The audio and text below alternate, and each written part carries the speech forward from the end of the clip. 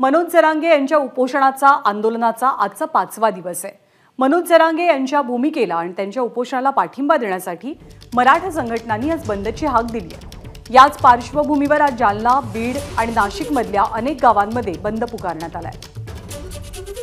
आपले प्रतिनिधी रवी मुंडे आपल्या सोबत आहेत। रवी, सगळ्यात आधी मनोज जरांगेंची प्रकृती कशी आहे आणि आज बंदची हाक दिली आहे त्या पार्श्वभूमीवर चित्र काय पाहायला मिळतंय?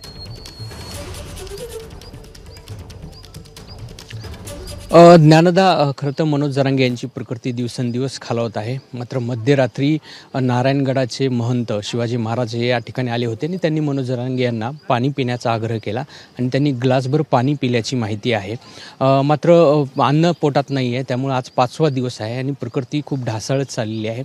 दुसरीकडे असा पेच आहे की मनोज जरांगे हे त्यांच्या मागणीवरती, अंमलबजावणीवरती ठाम आहेत आणि दुसरीकडे सरकार एक हरकती मागवण्याची एक तारीख आहे आणि अर्थात अधिवेशन आपण घेणार असल्याचं ते म्हणत आहेत। अशी परिस्थिती आहे की समोरासमोर आता आंदोलक आणि सरकार असं उभे टाकलेले आपल्याला पाहायला मिळत आहे। कारण मनोज जरांगे हे जोपर्यंत अंमलबजावणी होत नाही तोपर्यंत आपण माघार घेणार नाही असं त्यांचं मत आहे। आज महाराष्ट्र बंदचं आवाहन सकल मराठा समाजाने केलेलं होतं। त्या पार्श्वभूमीवरती काल जालना जिल्ह्यात समन्वयकांनी जिल्हाधिकाऱ्यांना निवेदन दिलेलं आहे। त्यामुळे या ठिकाणी बंद देखील पाळला जाणार आहे। मोठा फौजफाटा पोलिसांचा या ठिकाणी तैनात होणार आहे।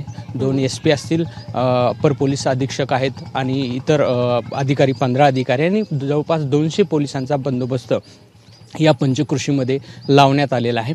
मनोज जरांगे हे आपल्या भूमिकेवरती ठाम आहेत।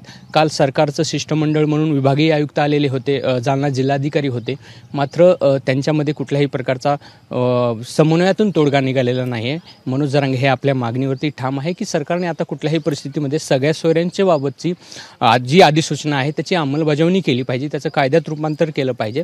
मात्र आता अधिवेशनाची तारीख मधल्या काळामध्ये 15ची कुठेतरी बातम्या येत होत्या, त्यानंतर आता ती 20पर्यंत ढकलल्यामुळे काल काहीसा नाराजीचा सूर मनोज जरांगे यांचा होता आणि त्यांनी विभागीय आयुक्तांसमोर याबाबत कान उघडणी देखील केलेली आहे। त्यामुळे सरकार नेमकं आता काय करतंय आणि यावरती नेमका तोडगा काय निघेल हे पाहणं खूप महत्त्वाचं असणार आहे।